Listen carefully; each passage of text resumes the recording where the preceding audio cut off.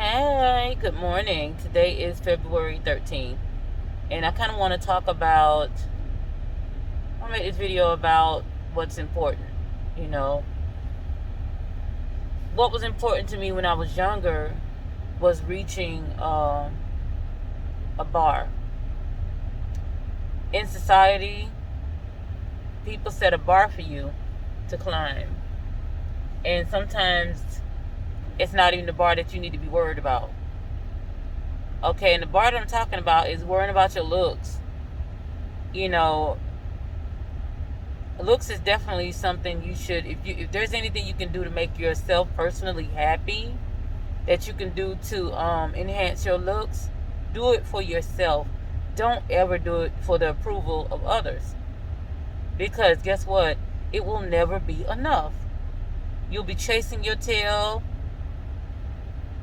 from your teen years all the way to your adult people years, and you won't be happy. And I'm only saying it because that's what I feel like happened to me. I no longer worry about certain things anymore. I'm 46. And when it comes to my boyfriend, and I see other women, I can see other women actually openly flirting with my boyfriend because we actually work in the same work setting. A lot of those women, they don't even know that that's my man. And I just say to myself, wow, how desperate have women become. I was raised to sit back and let the man choose you if he wants you. He knows how to come to you. You don't have to throw yourself at a man. But anyway, getting back on subject, be happy with what God gave you. Don't beat yourself up if you feel like you don't, you don't live up to other people's expectations. Other people's expectations doesn't matter. And it took so many years for me to learn that. I was so hurt. I kept looking at my family and looking at what I got going on as to what other people got going on. And that's the stupidest thing to ever do. First of all, you didn't ask to come to this old raggedy earth, but we're here. We didn't get to go out there and pick and choose our who was going to be our mother, who's going to be our daddy. We're just here. And while we're here, what we need to do is stay focused on what's important, and that's ourselves. Another thing that I learned about consumption, you will never, there was no dollar amount that you can ever make or receive that can get you out here to buy this and that to make other people accept you. You can, you know what I mean? You can buy Mount Rushmore. You can own a lot of things, but you can still, these things won't make you happy unless you're not a happy person. You understand? If you live in a cardboard box, you need to be happy. If that's what you want to be doing at the time, then that's cool. But something you don't want to be doing, then you need to upgrade your life. But any upgrade in your life needs to be important to you. Do it for yourself. I spent so many, I'm telling you, I spent so many years trying to reach that brass ring. Trying to reach that, look, at the end of the day, look, I'm going to always have this big nose. It's mine. I don't know what side of family, well, you can kind of do, my mom's side probably. But I got this big wide nose. It's not going to fall off my face just because somebody doesn't approve of it. The tooth in the front that's missing, they happen due to domestic violence.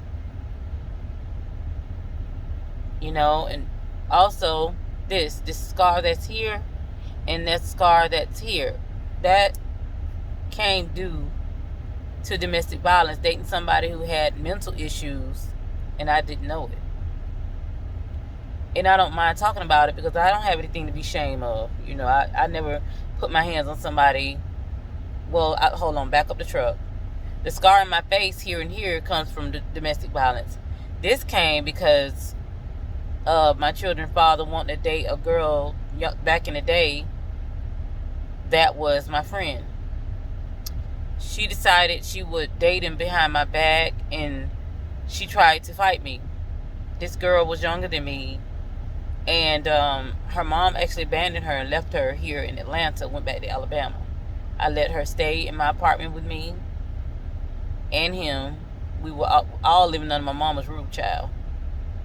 I didn't realize at the time how ghetto that was. I didn't know any better. Bless my soul.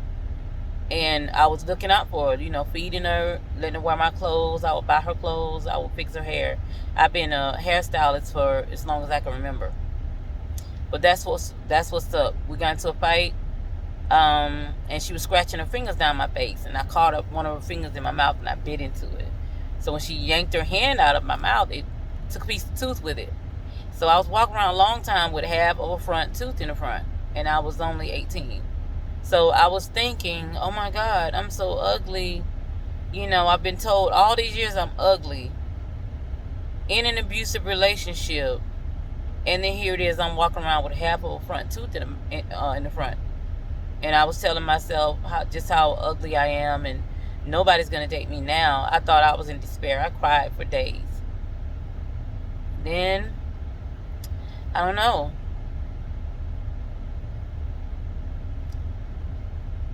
The sun ended up coming out some kind of way. I ended up meeting this really fine guy, you know, that everybody at the time thought he was so handsome and popular, and his voice could melt butter. He ended up, I won't call it dating what we did, because that wasn't dating. We ended up talking over the phone a couple of times. We had a couple of hookups at his daddy's house, you know, at his house. You know what I mean by hookups? But it taught me something. I learned something in that moment, that looks don't matter when it comes down, you know, to being accepted for whatever reason, you know.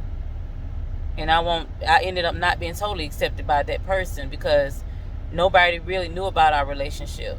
It was behind closed doors. I'm telling you, I've learned a lot. He was handsome, but our relationship was mostly behind closed doors. He had a young baby mom at the time, which I knew who she was. And she actually knew me. She just didn't know I had anything to do with him, because I only knew of her, you understand, because of the neighborhoods that we were in and things like that. And I was kind of popular a little bit because I did hair, which is how she knew who I was. She didn't know to this day, I don't know if she knew me and him had a sexual relationship, which we did. We were never seen out in public together. We never went on a real date ever. That type of, you know, I was so stupid. You know, when you're young, you know. But at the time when I met him, it was a godsend, because here I was getting beat on by my daughter's father. And the boy had a lot of mental issues that I didn't know a lot about. But in my today years, I have since forgiven him. You know, I don't live in that life anymore. That's not me anymore. I had to learn.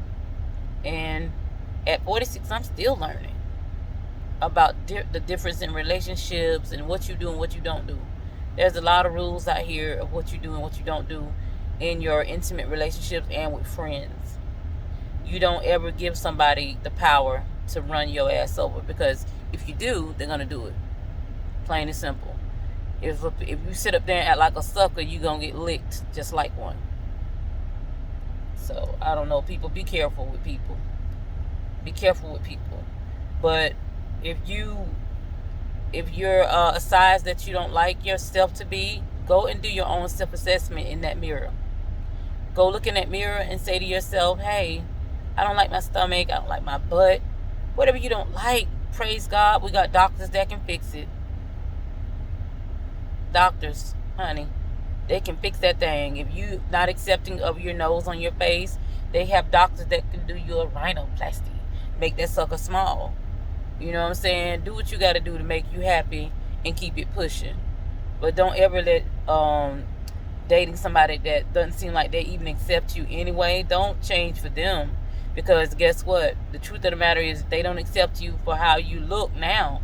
In the package that you're in now, they truly will not accept you when you change. Do you understand? That's just my, I'm coming from a place of motherly advice. You know what I'm saying? Sisterly advice. I think I'm so cute though. I'm cute. I ain't gotta be drop dead gorgeous, but I'm cute though. I'm happy about that. So at the end of the day, I don't know. Just be you. That's all I want to say. Peace.